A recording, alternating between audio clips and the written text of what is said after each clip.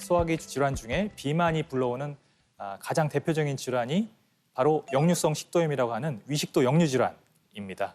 아니, 저는 이 역류성 식도염은 정말 흔한 그렇지. 질환이라고 생각했거든요. 저도 한때 있었고, 그리고 제 주변에도 많거든요. 근데 역류성 식도염하고 비만하고 무슨 관계가 있어요? 내장 지방이 끼면 낄수록 24시간 위가 눌리는 고갑이 더 증가되게 되거든요. 그러면서 눌리는 그 힘에 의해서 위의 내용물이 이쪽 방향으로 역류가 누워있지 않은 상태에서도 일어나기 쉬워집니다. 흔히 이제 목의 이물감과 가슴의 쓰림, 어떤 숨이 잘 안 쉬어지는 느낌, 또 기침이라든지 심할 때는 자다 깨기도 합니다. 그래서 숙면에 방해가 되거든요. 그래서 특히 내시경에서 이상이 있다고 나오는 분들께서는요, 내장 지방, 비만을 관리하는 것이 장기적으로 큰 도움이 됩니다. 또 흔한 질환을 또 말씀드리자면요, 담석이 있는데요. 담석. 네. 담석은 쓸개 안의 돌멩이죠. 비만인 분들께서는요, 이 담즙의 성분이 좀 다릅니다.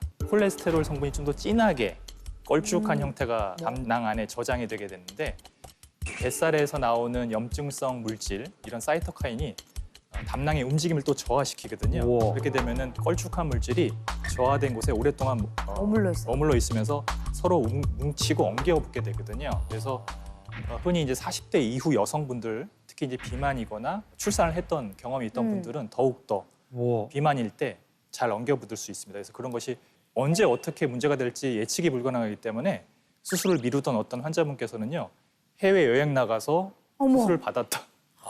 네, 그래서 담석이 빠져나오지 않고 박혀 있으면은 수술밖에는 방법이 없는 위중한 경우가 됩니다. 비만이 부르는 소화기 질환이 또 있나요?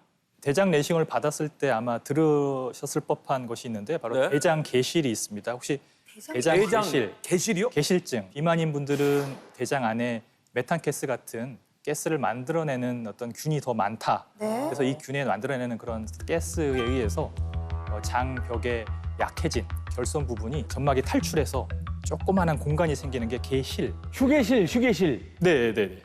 휴게실. 네네. 그러니까 그 안에 대장에 집이 생긴 거야, 안에. 그렇지. 개실이 있어도 사실은 평생 모르고 잘 사십니다. 하지만 개실염이 생기면요, 마치 맹장염 아픈 것처럼 상당히 아파서 응급실로 찾아오시기도 하고요. 출혈이 일어나서 갑작스럽게 혈변을 보는 중요한 이유 중에 하나입니다. 그래서 요즘에는 대장암으로 인한 출혈보다도요, 개실로 인한 출혈이 더 흔해지는 정도로 비교적 이것 때문에 고생하는 분들이 있거든요. 그래서 만약에 내가 대장 내시경 검진을 받고서 네. 의사 선생님께서 개실이 있다는 말씀을 해주셨다면은 네. 어, 장기적으로는 내장 비만에 대해서도 관심을 가지시는 게 중요하겠습니다.